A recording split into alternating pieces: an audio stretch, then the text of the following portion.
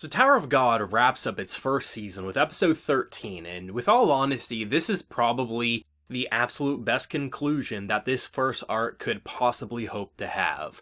It's quite interesting and just bone-chilling to start the anime off with the monologue that set the stage of a girl who climbed a tower, and Bam, who wanted nothing other than her.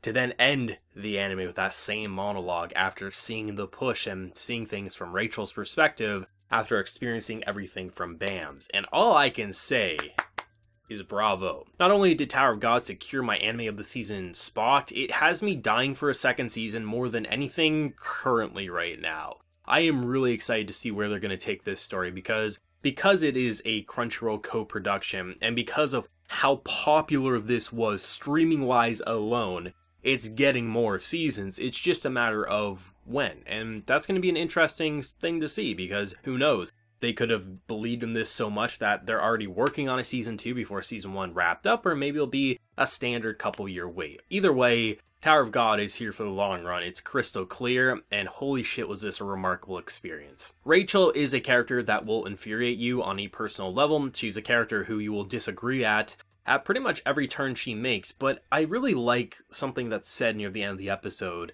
is that if you really want to know what turns people into madness and to have these horrible and just heinous thoughts, climb the top of the tower. Climb the Tower of God. And it's quite interesting how the tower really represents everything wrong, yet that's what everyone wants because they're so blinded by just the way they grew up and just, a simple desire to see the stars can turn you so blind and to just completely ignore what you already have, because that dream means everything to you, and it can breed such toxicity, but also just such disgust. Like, the tower is everything wrong with society, and that's what makes the story so interesting. As much as you may want to say, Rachel, she can go die, she's horrible, all these things, Rachel really represents what the tower wants out of people, and how most people climbing the tower will end up doing things if they really do want to reach the top and to see their goals fulfilled. Otherwise, they'll die and be killed by someone else who has more of a backbone that the tower seeks.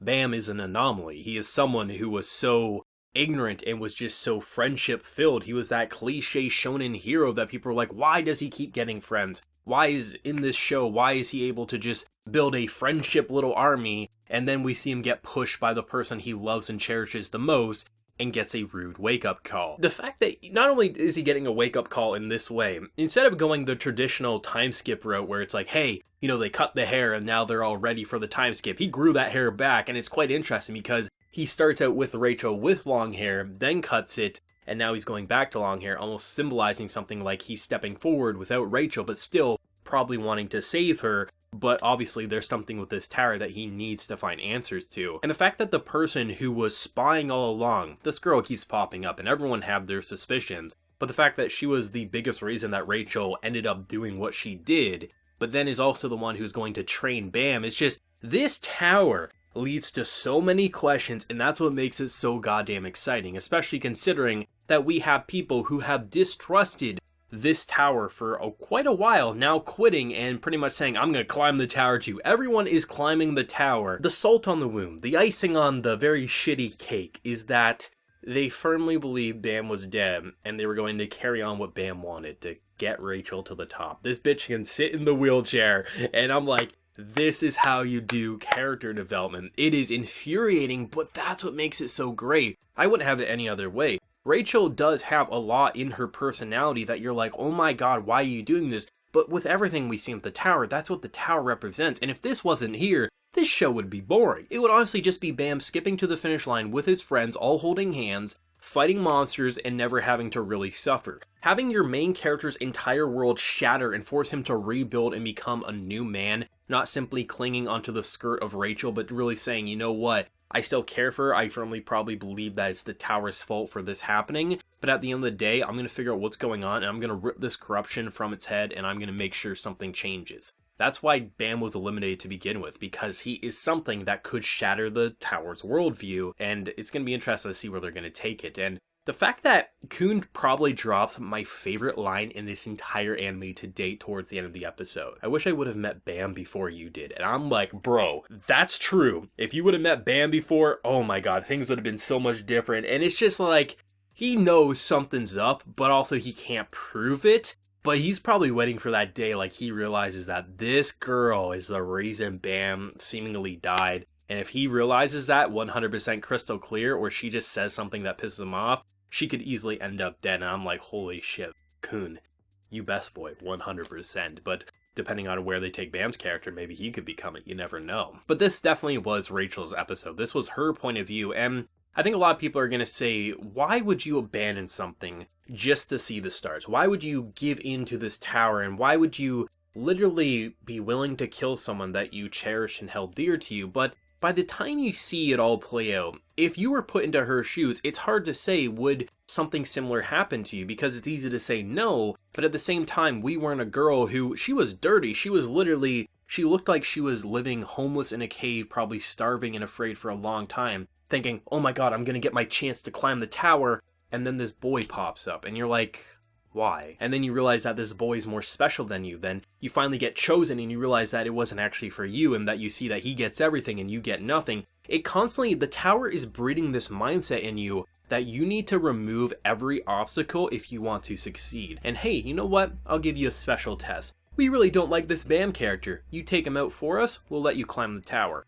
It's not as if she was just like, hey, come here, son. I'm gonna be your mother. And you know what, son? I'm gonna kill you. That's kind of what it looked like from an outsider point of view, but seeing it from hers, she was someone who just kind of got thrown into this situation, and she's like, yeah, you know what, I'm kind of caring for this boy, but I want to climb the tower, I want to escape this hell. And she told him, do not follow me. She 100% said that. And I think my favorite part of this is that she didn't immediately say she wanted to kill Bam. She was like, sure, but I don't want to. And the longer she kept spending time with him, the more she was like, please, for the love of God, abandon me like I abandon you, because I'm going to have to kill you. The tower breeds this mindset that is so toxic, and that's what makes the world of this anime so fascinating, because she firmly fought that. And I said it back when the funeral was happening, that it looked like there was a true bonding moment between her and Bam. And without a doubt, there absolutely was. She wanted Bam to abandon her. She felt shitty. She hated herself,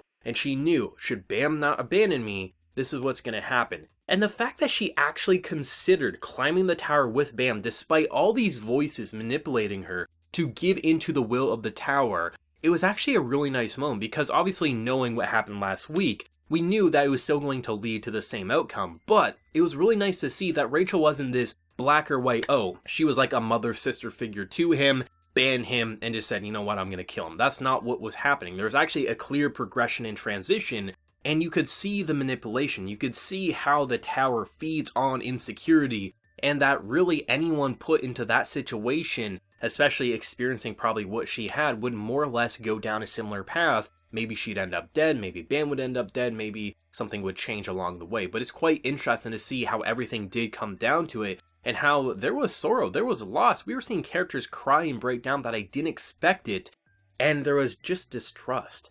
And that's what makes it so painful, and that's what makes it so intriguing, is that Tower of God isn't afraid to punch you in the jaw and say, hey, come back for more. That's literally what this anime does, and it does it flawlessly. This isn't a show that just made Rachel a big bad villain, a big bad antagonist for no particular reason. It was saying, hey, Rachel is just the product of a very corrupt tower. That's really what she is, and a lot of people would be that. A lot of the characters in Bam's little friendship party would become something that would disgust you had he not recruited them as friends. And that's something that I really appreciate about Tower of God, is that rather than giving your main character this power of friendship, or this friendship tag that people usually roll their eyes at because it's like, oh, friendship defeats everything, we end our first season with the friendship intact, but helping the person that ruined our main character's friendship worldview. That is absolutely brilliant, and makes you look at a lot of the other scenes you might have thought cliche earlier in the season in a completely new light. That is fantastic. That is spectacular. Tower of God isn't a show that was like getting hyped up because it had cool fights, or, you know, it had the waifu of the season. It's because its world breeds such interesting and fascinating stories on a character and world level that you can't help but want 10 seasons of it just right now and here. Like, if we had 100 episodes at our fingertips, we would probably starve ourselves binging it, forgetting to eat, being like, oh god, we gotta stop watching, we gotta eat some food, and we probably would just eat junk food so we didn't have to waste too much time. This show is remarkable. It's something that had great action, it had great characters, and the world is one of the most interesting I've seen in this medium in quite some time, and I'd have to sit on it for a while and see more seasons and things like that, but depending on how it goes, it might have one of the most interesting worlds I've seen in the anime medium, depending on where they take future stories. This was remarkable. It was one of the most fun anime series I've had reviewing. I really enjoyed it. I can't wait to see where they're going to take season 2 whenever we eventually do get it, and, Rachel and Coom, favorite characters of this show. One I love on a personal level, despite obviously having a twisted persona, and one I dislike on a personal level, but without her, the story wouldn't be nearly as interesting as it currently is. Let me know your thoughts and opinions on a very interesting closing episode. Usually closing episodes that act as a sort of recap, but then showing a different perspective, they don't always stick the landing, but I can't see another way season 1 could have wrapped up other than the push to then Rachel's point of view. It was spectacular, but let me know your feelings as always. If you enjoyed the video, be sure to leave a like to show your support, and also remember to hit that subscribe button if you happen to be new around here. So until next time, everyone, please take care and have a good one.